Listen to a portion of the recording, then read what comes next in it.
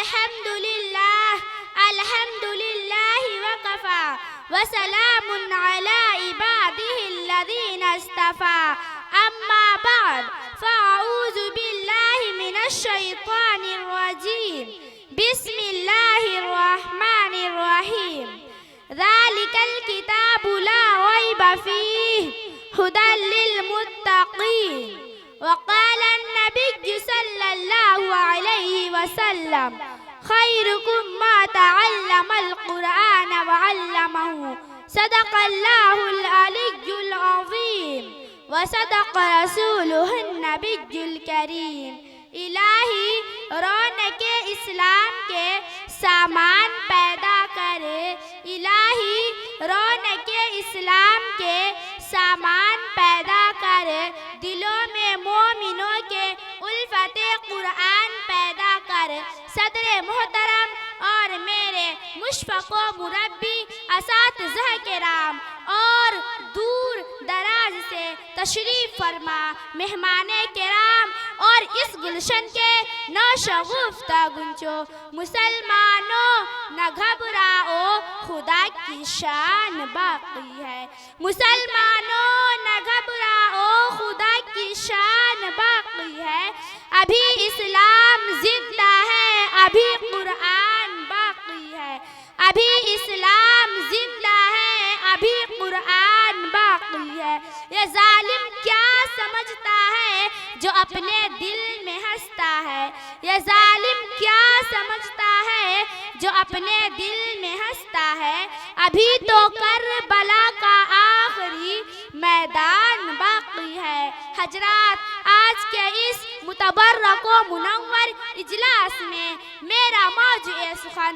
دنیا کی سب سے پاکیزہ اور مقدس کتاب قرآن پاک ہے ہمیں اور آپ کو چڑھتے سورج کی طرح یقین ہے کہ اس کا ایک ایک حرف چاند اور سورج سے بھی زیادہ صاف و شفاف اور روشن ہے وہ قرآن پاک کہ جس کی زبان مقدس بیان مقدس اور جو فصاحت و بلاغت کا ٹھاٹھے مارتا سمندر ہے جس کے متعلق ارشاد سبحانی ہے کہ قرآن پاک وہ صاف و شفاف اور چمتکار کتاب ہے جس کے صادق اور برحق ہونے میں کوئی شک و شبہ نہیں جس کے بارے میں محسن انسانیت صلی اللہ علیہ وسلم نے ارشاد فرمایا خیرکم ما تعلم القرآن وعلمہ کہ تم میں سب سے بہتر وہ شخص ہے جو قرآن سیکھے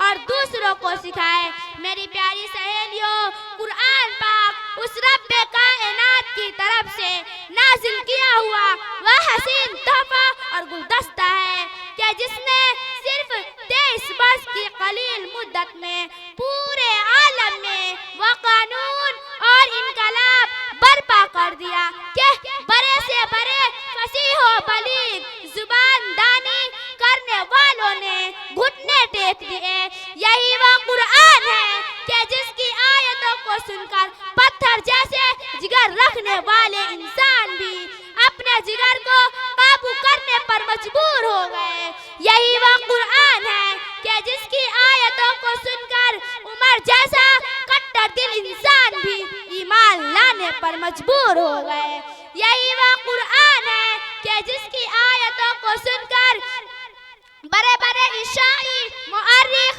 اور راہب بھی ایمان میں داخل ہو گئے یہی وہ قرآن ہے کہ جس کی آیتوں کو سن کر انسان تو انسان جنات بھی ایمان لانے پر مجبور ہو گئے یہی وہ قرآن ہے کہ جس کی آیتوں کو سن کر نجاسی کے رونگٹے کھڑے ہو گئے اور ایمان میں داخل ہو گئے یہی وہ قرآن ہے کہ جس نے زمان و مکان میں زندگی بخشی یہی وہ قرآن ہے کہ جس نے عدل و انصاف کا پیغام دیا یہی وہ قرآن ہے کہ جس نے مردہ قوم کو زندگی بخشی یہی وہ قرآن ہے کہ جس نے قیصر و کسریٰ کا غرور خاک میں ملا دیا یہی وہ قرآن ہے کہ جس نے باطل کے لہراتے ہوئے جھنڈے گرا دیے یہی وہ قرآن ہے کہ جس نے توحید اور ایمان کا درس سکھایا یہی وہ قرآن ہے کہ جس نے ایک ایشور کی بھکتی سکھلائی. یہی وہ قرآن ہے کہ جس نے غیروں کے سامنے سجدہ ریز ہونے سے منع کیا. یہی وہ قرآن ہے کہ جس نے جنت و جہنم کا درس سکھایا. یہی وہ قرآن ہے کہ جس نے ماں باپ کے حقوق بتلائے. یہی وہ قرآن ہے کہ جس نے پڑوسیوں کے حقوق بتلائے. ہاں آج مجھے کہہ لینے دیجئے کہ یہی وہ قرآن ہے کہ جس نے سائنس کو وجود بخشا. یہی وہ قرآن ہے کہ جس نے میزائل اور کمپیوٹر بنانے کا نسخہ بتایا. یہی وہ قرآن ہے کہ جس نے ٹیلی فون اور موبائل بنانے کا طریقہ بتایا. یہی وہ قرآن ہے کہ جس نے رینگتے ہوئے انسانوں کو چاند پر جانے کا ہنر بخشا. یہی وہ قرآن ہے کہ جس نے دخانی اور ہوائی طیاروں کو بنانے کا سسٹم بتایا. یہی وہ قرآن ہے کہ جس میں سارے علوم و فنون موجود ہے. علم سائنس قرآن میں موجود ہے. علم جغرافیہ قرآن میں موجود ہے. علم طب قرآن میں موجود ہے. علم سیاست قرآن میں موجود ہے. علم دین و دنیا قرآن میں موجود ہے. علم سحر قرآن میں موجود ہے. مختصر یہ کہ سارے علوم و فنون قرآن میں موجود ہے. یہ زمین و آسمان چاند سورج یا زمین و آسمان برابر قرآن میں ہے. مختصر یہ کہ خشک و تر قرآن میں ہے.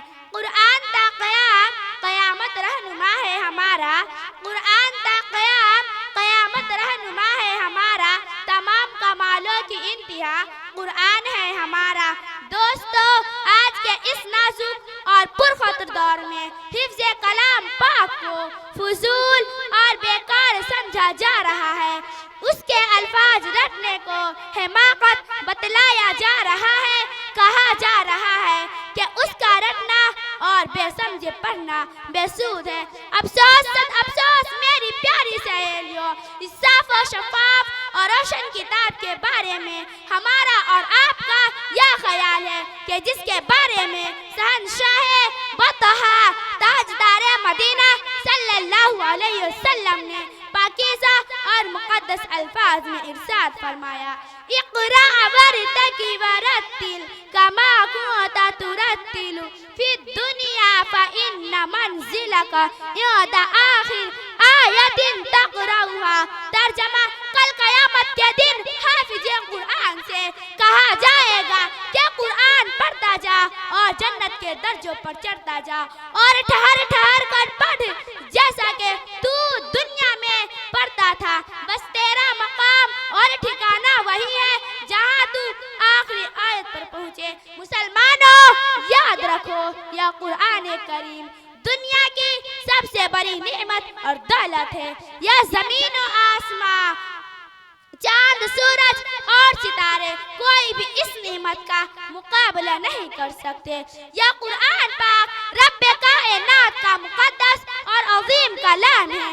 اور کیوں نہ ہو جبکہ اس کا اتارنے والا امین، جس کے ذریعے سے اتارا گیا وہ بھی امین، اور جس ذات پر نازل ہوا وہ بھی امین، جس مقام پر نازل ہوا وہ بھی امین، اور جس مہینے میں نازل ہوا وہ مہینہ تمام مہینوں سے افضل اور بہتر ہے، اور جس رات میں نازل ہوا وہ رات 1000 مہینوں سے بہتر ہے. حضرات، اللہ کا دلارا اور خدا کا پیارا نبی ارشاد فرماتا ہے کہ جس نے قرآن کریم پڑھا اور اس پر عمل کیا، اس کے والدین کو کل قیامت کے دن سورج سے بھی زیادہ روشن تاج پہنایا جائے گا.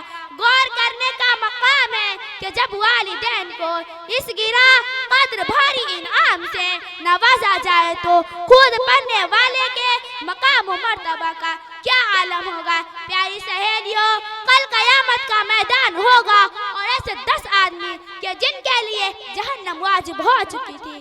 حافظ قرآن اپنی رب کی بارگاہ میں سفارش کرے گا. پروردگار عالم اس کی سفارش قبول فرمائیں گے، اور ان لوگوں کو جن پر جہنم واجب ہو چکی تھی اس حافظ قرآن کی برکت سے نجات عطا ہوگی. میری پیاری ماں اور بہنوں، سمجھیے اور ہوشیار ہو جائیے. خواب غفلت کا حجاب چاک کیجیے اور قرآن پاک سے وابستہ ہو جائیے۔ قرآن خود بھی پڑھیے اور اپنے اپنے بچوں کو بھی پڑھائیے۔ خدا نخواستہ آج اگر ہم نے اپنے بچوں کو 2-4 پیسے کے لالچ میں دین سے دور رکھا اور ہماری نظر اخروی نعمتوں کے بجائے دنیاوی ڈگریوں پر رہی تو یاد رکھیے کہ کل قیامت کے دن خدا کے یہاں جواب دینا ہوگا۔ میں اپنی بات کو اس شعر کے ساتھ ختم کر رہی ہوں۔ قرآن کی عزت کرو اے مسلمانوں، قرآن کی عزت کرو اے مسلمانوں، اپنے اپنے سینوں میں یہ دولت نہیں ملے گی، یہ دولت نہیں ملے گی تمہیں آسمانوں اور زمینوں میں۔ مسلمانوں، کسی ہندو شاعر نے کیا ہی شکوہ کیا ہے، میں غیر مسلم ہوں تو کیا ہوا، سر پر اٹھا کر قرآن لا سکتا ہوں۔